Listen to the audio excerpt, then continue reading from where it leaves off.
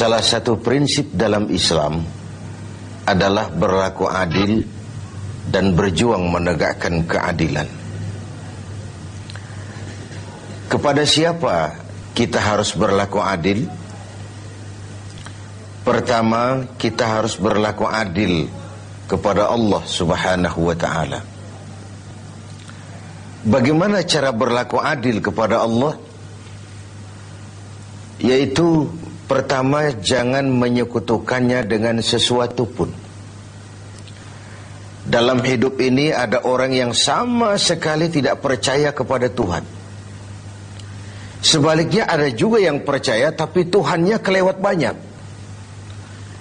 Yang adil dalam hal ini adalah percaya kepada Tuhan, dan Tuhan itu jangan disekutukan dengan sesuatu pun.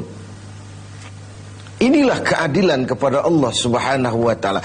Jangan menyekutukannya dengan sesuatu, baik berterang-terangan ataupun sembunyi-sembunyi. Karena syirik itu ada dua macamnya. Ada yang disebut syirik jali, syirik terang-terangan. Nyata-nyata menyembah batu, nyata-nyata menyembah api, nyata-nyata menyembah gunung, nyata-nyata berkeyakinan Tuhan lebih dari satu. Itu syirik yang berterang-terangan, syirik jali namanya. Ada yang kedua disebut syirik khafi, syirik yang tersembunyi, syirik yang agak tersamar. Tidak nyata-nyata menyembah berhala, tidak langsung menyembah matahari, tidak langsung menyembah gunung, tapi ada sebuah keyakinan yang mencerminkan itu semua. Saya sejak pakai gesper ini, gesper ini, sejak saya pakai, dagangan saya jadi laris. Ini syirik yang tersembunyi. Saya sejak pakai cincin ini, usaha lancar, cincin ini. Ini sejak ada perkutut ini di rumah, objek lancar betul, perkutut. Ini pun syirik namanya, syirik yang tersembunyi. Jangan menyekutukan Allah dengan sesuatu, baik yang berterus terang maupun yang tersamar. Kemudian yang kedua, adil kepada Allah adalah tidak menyembah kecuali hanya kepadanya. Karena ketika kita berkeyakinan tidak ada Tuhan selain Allah, saya tidak akan menyembah kecuali hanya kepada Allah, dalam ucapan dan juga dalam perbuatan. Kita tahu mudah menjadi hamba Allah dalam ucapan, tapi tidak mudah membuktikannya dalam perbuatan. Saya hamba Allah, kata saya. Apakah Allah mengakui saya sebagai hambanya? Itu yang saya belum tahu. Karena berapa banyak orang mulutnya berkata saya hamba Allah, perbuatannya membuktikan dia hamba dunia, hamba harta, budak nafsu, hamba jabatan. Tidak sesuai antara ucapan dan perbuatannya. Kalau adillah kita kepada Allah, pertama, jangan sekutukan dia dengan sesuatu. Yang kedua, jangan menyembah kecuali hanya kepadanya. Setelah berlaku adil kepada Allah, maka yang kedua, kita harus berlaku adil kepada sesama. Sesama manusia, baik dia muslim maupun dia non-muslim. Karena Islam adalah rahmatan lil alamin. Jangankan lagi dia manusia walaupun berbeda agama, binatang sekalipun, tumbuh-tumbuhan sekalipun, mendapat rahmah dan perlindungan dari sebab turunnya Islam ini. Jadi perbedaan agama bukanlah alasan untuk bertolak belakang. Sedemikian tegas sampai Rasul mengajarkan, man adza zimmiyan faqad adzani. Barang siapa yang mengganggu orang kafir zimmi, orang kafir yang mau hidup damai dengan umat Islam, siapa yang mengganggu mereka sama dengan mengganggu aku. Siapa yang menyakiti mereka sama dengan menyakiti aku. Kita berbeda agama dan kita sepakat untuk itu.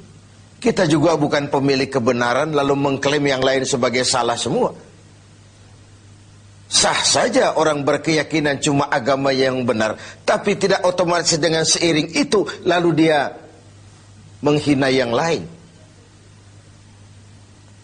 Menghina itu sama dengan menghina Rasul. Oleh karenanya,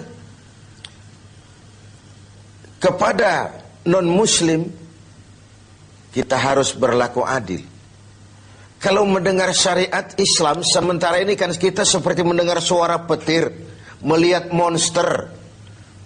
Yang terbayang itu pancung, gantung, rajam, tanpa kita melihat hukum kausalnya, sebab akibatnya. Padahal watak syariat Islam itu barangkali itulah yang kita dambakan selama ini. Kenapa? Pertama, syariat Islam itu al-musawat bainan nas fi takalifil ahkam.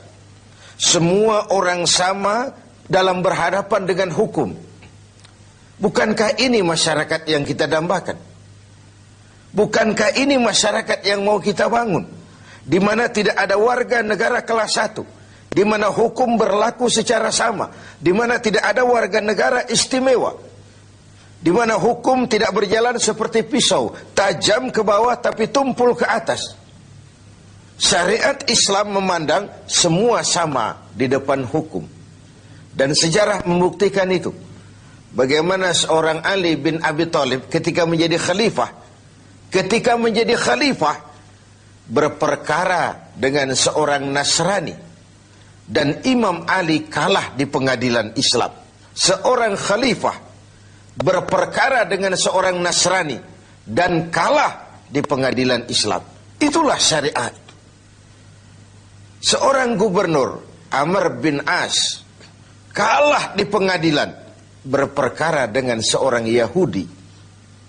Ini semua potret bahwa di depan syariat semua orang sama dalam berhadapan dengan hukum. Yang kedua, watak syariat itu at-tadrij fit tashri'. Ada tahapan dalam melaksanakan syariah itu. Ada tahapan. Ada etapa yang harus ditempuh. Kalau tercukupi itu, terlaksanalah syariat. Mula-mula tentang minuman keras, Quran cuma memberikan warning. Minuman keras ada manfaatnya, ada bahayanya, tapi bahayanya lebih besar dari manfaatnya. Kemudian turun lagi yang kedua, la taqrabus salata wa antum sukara. Jangan dekati solat kalau kamu mabuk. Setelah kondisi sosialnya siap, masyarakat sudah tidak kaget lagi, baru turun vonis. Arak, minuman keras, judi, najis, kotor, perbuatan setan, jauhi kalau kamu mau jadi orang yang beruntung. Itu yang disebut at-tadrij, ada tahapan. Lalu yang ketiga, taklilut takalif, adamul haraj, menyedikitkan beban. Kalau kemampuan melaksanakan suatu perintah berkurang, tekanan perintah pun menurun. Puasa yang sedang kita kerjakan ini hanya bagi yang cukup syarat. Berkurang syarat, berkurang juga tekanan perintah. Dia sudah balik, dia berakal sehat, dia mampu berpuasa. Cukup syarat, dia wajib melaksanakan puasa. Kurang syarat, tidak wajib melaksanakan puasa. Sholat wajib berdiri. Kalau mampu, tidak mampu berdiri, ya duduk. Tidak bisa berduduk, berbaring. Tidak bisa pakai berbaring, pakai isyarat. Laksanakan sesuai dengan kemampuan. Inilah rahmatnya syariat Islam itu. Jadi saya kembali bahwa berlaku adil kepada sesama, pertama kepada muslim, yang kedua kepada non-muslim.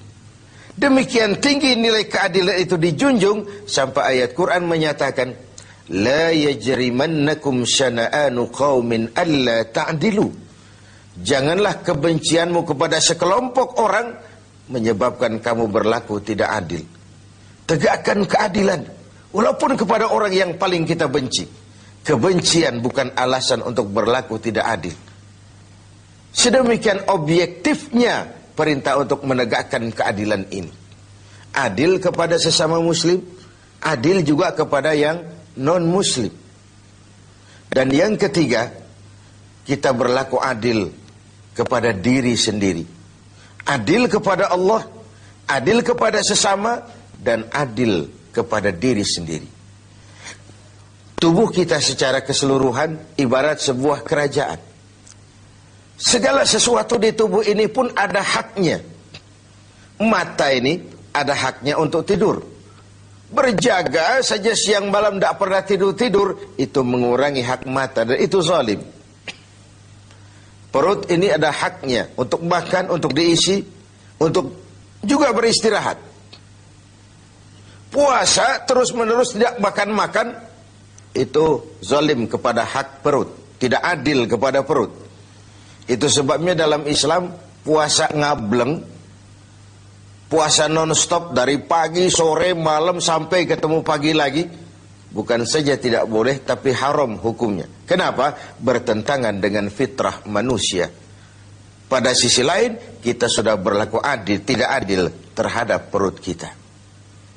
Pemirsa TV 7 yang berbahagia, tiap hari Jumat kalau kita sholat Jumat, khatib memesankan kita tentang ini. Innallaha ya'muru bil adli wal ihsan. Allah memerintahkan kamu berlaku adil dan berbuat ihsan.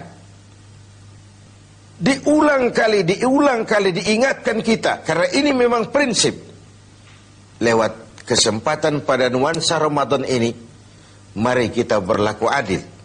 Pertama sekali, adillah kepada Allah. Jangan sekutukan Dia dengan sesuatu. Lalu jangan menyembah kecuali hanya kepadanya dalam berbagai keadaan. Yang kedua, adillah kita kepada sesama manusia. Baik ia orang yang kita sayangi, kita senangi, maupun ia orang yang kita tidak sukai, maupun dia orang yang kita benci. Baik dia muslim, maupun juga dia non-muslim.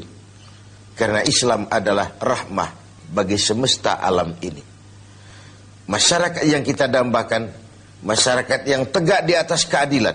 Keadilan yang menyangkut ekonomi, keadilan di bidang pendidikan, keadilan di bidang sosial, pendeknya keadilan di berbagai aspek kehidupan ini. Lalu yang ketiga, adillah kepada diri sendiri.